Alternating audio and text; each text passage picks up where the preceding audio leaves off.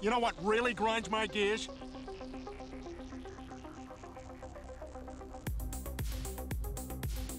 We are fearing. Currently, he's being evaluated and will be into tomorrow. We are fearing an Achilles injury.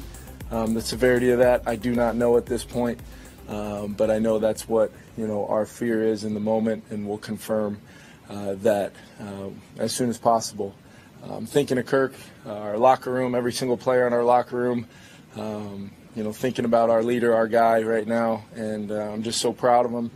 Proud of the way he's played all season long, and it's whatever is the case, if we don't have him for one snap or for the duration of our season, that will not change.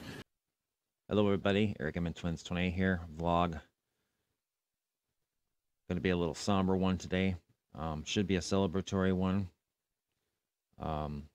Minnesota Vikings went into Lambeau Field yesterday and beat the Green Bay Packers 24-10. But it wasn't all fun and games yesterday. It was a good win. It was a division rival win, but it came at a price for the Minnesota Vikings. Our fearless leader, Kirk Cousins, who was playing, just having a great game, having a great season. Yesterday, 23 for 31, 274, 2 TDs, no picks. I had a rating of 122.2.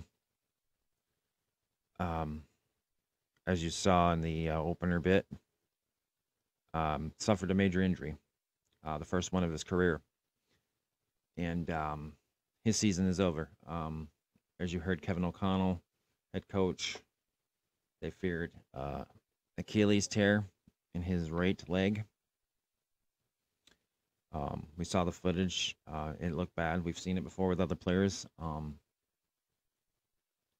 And the Vikings have to figure out what they're going to do the rest of the season. The trade deadline's tomorrow, Halloween. We're 4-4. We're back in it. But at what cost?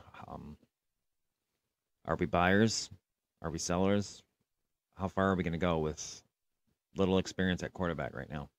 We have three. We have rookie Jaren Hall. We have Nick Mullins, who's currently on IR, and he won't be back until 2 weeks from now against the Saints. And we have Sean Mannion, who's on the practice squad.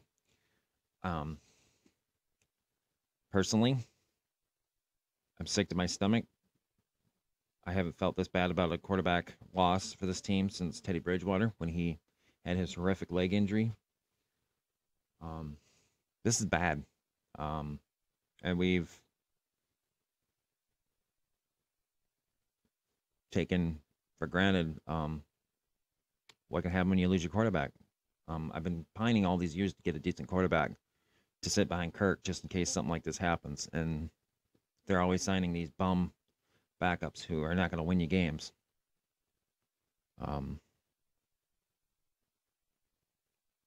This sucks as a Minnesota Vikings fan. This is 2016 all over again. Now, when that happened, Teddy Bridgewater got hurt. That was in training camp. They immediately traded for Sam Bradford from the Eagles, and it took him a couple weeks to get going, which is understandable. But that was the beginning of the season in training camp, whereas this has happened right dab in the middle of the season. Whomever you get, you're going to have to give them at least a week or two to get up to speed. So you're probably looking at the bye week by the time they're ready to roll. Unless you get a savvy veteran who's quick to learning things and go from there. There are several names on the free agent list you can go after. There's several names you can trade for. Or you can just go with what you got. All these options are make me sick to my stomach. I feel for Kurt. As much as I ragged on him the last few years, to do better, less stupid play, and quit checking down. He's been a good quarterback for us, and this sucks. I did not want to see anything like this happen to him.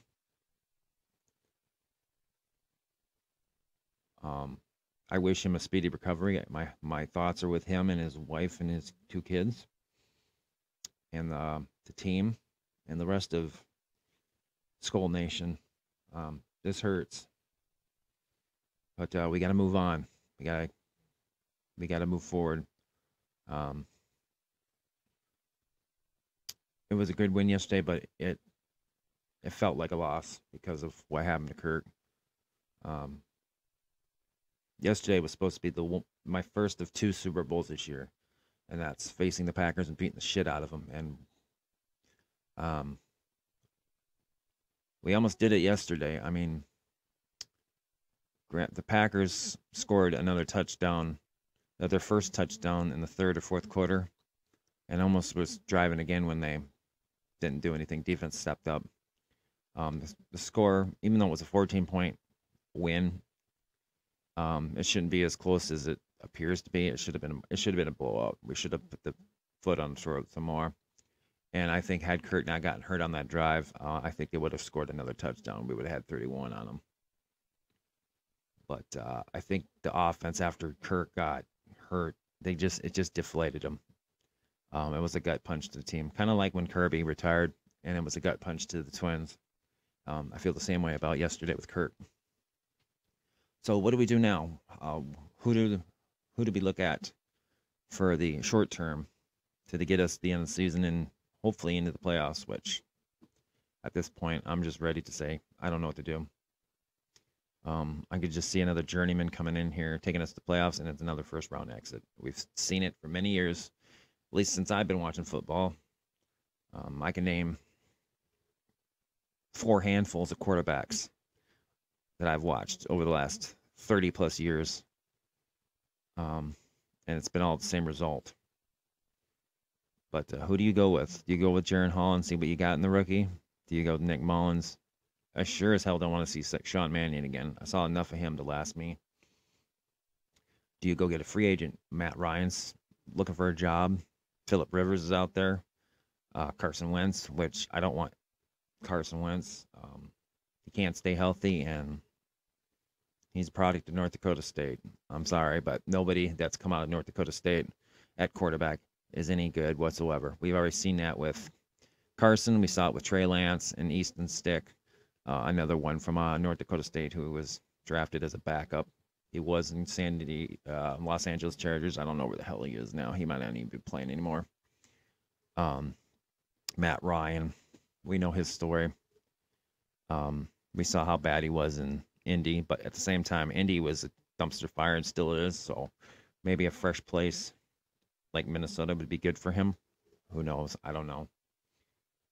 Phillip Rivers, I think he's done. Options that are out there right now that are still playing. You got Ryan Tannehill in Tennessee. Will Levis started yesterday and looked like a dog. He was awesome.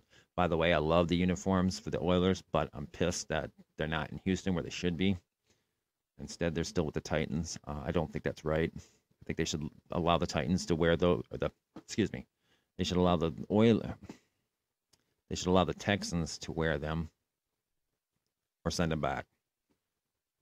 Tennessee Oilers just doesn't sound right and doesn't look right. Even though the logo, the stadium looked great with the Houston Oilers logo back, the uniforms were just beautiful. I know there's a lot of people saying, let's go get Kyler and Cardinals. I absolutely do not want Kyler Murray. I don't care if he's young and the next thing. He has his issues. He struggles enough to learn the Cardinals' offensive scheme. There's no way in hell he would be able to handle KOC's offensive scheme. Kid's too much of an airhead like Johnny Manziel minus the drinking and partying. I don't want nothing to do with Kyler Murray. I want nothing to do with Trey Lance. I've already made my case on that.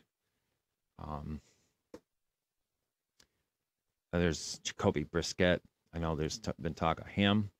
Some fans are saying, let's bring Teddy back. He's not coming back, at least this year. He's with the Lions. The Lions are not going to trade in division and give us a quarterback. I don't know what the team's going to do, but it's going to be interesting next 24 hours to see what the offense, the front office is going to do. But we got to press on. It makes you wonder, though, was that the final play of Kirk Cousins' Minnesota career? That's the way he's going to end his career in purple, is blowing his Achilles. That's a shitty way to go, if it is. I know it's going to be a deep quarterback class coming up in the draft. There's a couple guys I'm very intrigued by, and there's some that I'm just turned off by. And I don't know if we're going to be in position to draft one, especially if we keep winning. But we could always trade up. But the fact is, we don't have any draft capital. And or we do, we just don't have a lot. And it's going to be very tough to move up if we keep winning games. And it's going to be tough to do anything if we don't make any trades to get rid of expiring contracts, and we just stand pat and say, let's just do it. Let's go all in this year. I don't know if we can do it. It's going to be a very interesting 24 hours. And I will do another vlog update if something major goes down with the trade deadline in the next 24 hours. So stay tuned and we'll see what happens.